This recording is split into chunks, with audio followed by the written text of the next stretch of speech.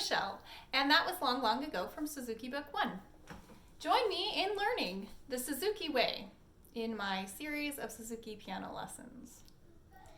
So, how do we learn Long, Long Ago? There are a couple of stop practice spots that we need to learn. So, there's a practice technique called stop, prepare, and we use that all the time because usually through most of a song you can play the whole thing pretty well, but then there's a spot where you always need a little extra time. Well, you can play the whole song at that fast speed and then stop, prepare for what's next, and then go again. So that's something we're going to do with the right hand here at the very beginning. Right here, stop, because you have to switch fingers. So you're going to play the E with your third finger, and then you're going to play it with your second finger. So, stop, prepare. Get that second finger ready, and then go. Yeah, okay? So that's how we do stop, prepare when we're practicing. Stop, get ready, prepare that finger switch, okay? Second finger. Okay, stop, here.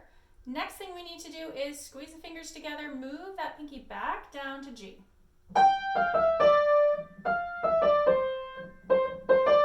Stop, prepare, switch that finger. So now second finger plays E.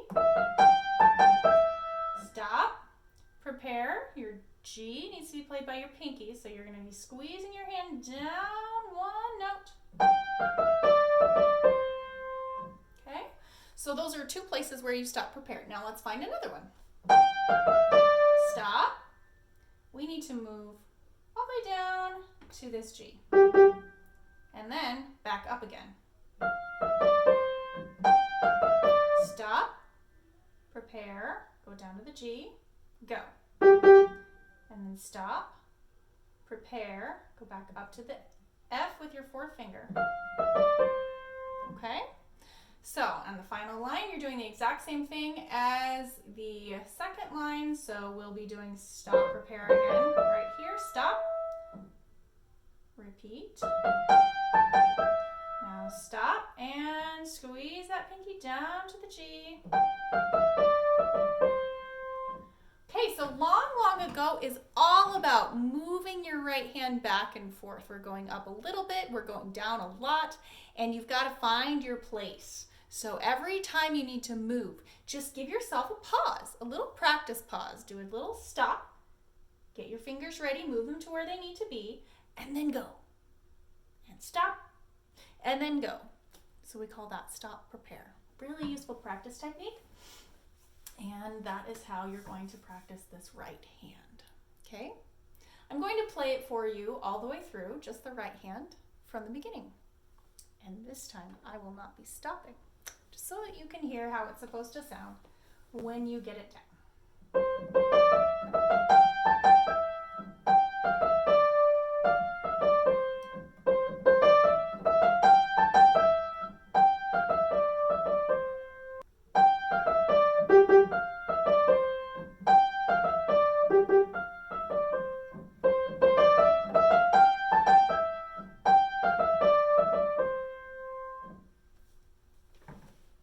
And there you have it.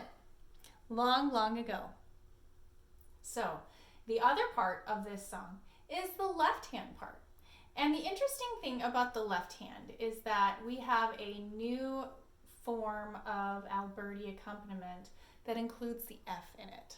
So, I think up until this point we haven't done this very much, but we have B, D, G in it, but it also has a chord where we do B, F, and G. So we switch back and forth between these two, and you've got to pay special attention whenever we're playing this chord to know whether you're doing the one with the D or the one with the F. And there's a very subtle difference in the way it sounds. Can you hear the difference? The difference is in the middle note. This one is a G chord, and this one has a little bit of crunch at the top there. So the notes are right next to each other. Okay, so that is in measure 3, we have this chord, and then we have this chord. And sometimes we do the D, and sometimes we do the D and the F, and you have to know exactly which one is coming in each section of the song. So here's how the left hand goes.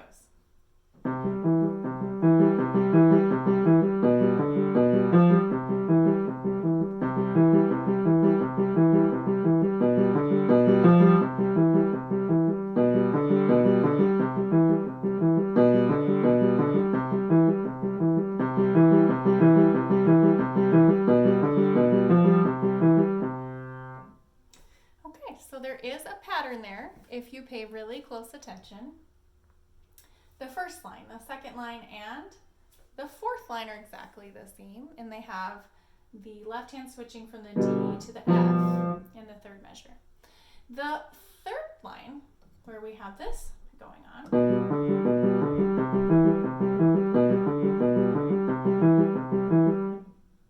that's just all the D in that other chord.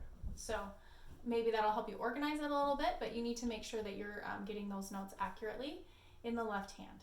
So wow, that is a ton of notes. It's a lot easier to learn this if you block the notes together instead of playing them all separately. So you can do it like this.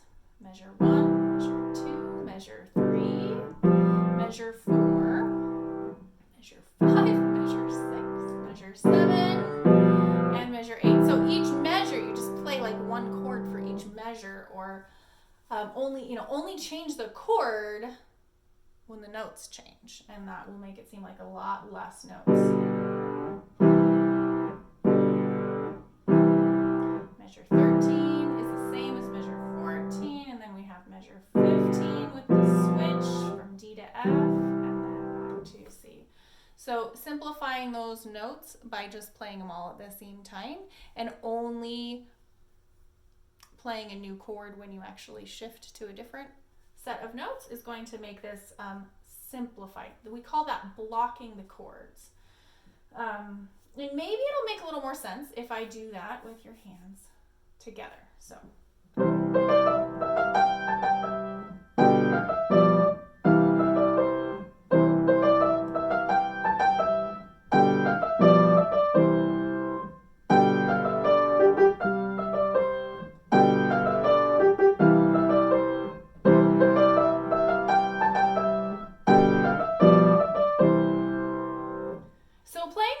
Chords blocked really helps you to know exactly where you're changing to a different set of notes.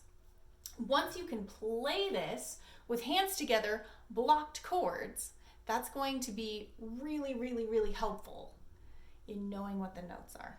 Then you can break out that Alberti pattern in the left hand, where instead of just playing all of the notes at the same time, you rock them back and forth.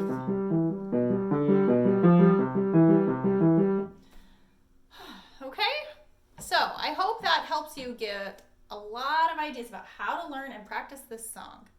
I will play it one more time for you so you can hear it with both hands together as written.